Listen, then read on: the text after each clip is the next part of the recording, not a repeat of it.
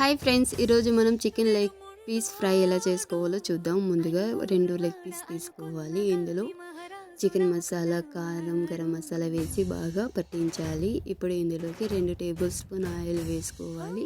ఒక ఎగ్ పగలు కొట్టుకొని వేసుకోవాలి. బాగా కలుపుకోవాలి. ఇప్పుడు స్టవ్ మీద ప్యాన్ పెట్టేసి ఆయిల్ పోసుకోవాలి.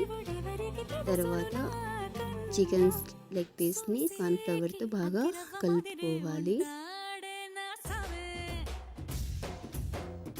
ఇలా కలుపుకున్న తర్వాత కట్ చేసుకున్న కొత్తిమీర కూడా బాగా మిక్స్ చేసుకోవాలి. ఇప్పుడు వేడిగా ఉన్న ఆయిల్లో చికెన్ లెగ్ పీస్ వేయాలి. వేసేసిన తర్వాత బాగా బాగా ఫ్రై అయిన తర్వాత ఒక 15 మినిట్స్ తర్వాత సర్వ్ చేసుకుని తింటే ఎంతో రుచికరమైన chicken leg piece fry ready. Please do subscribe, like, share, comment.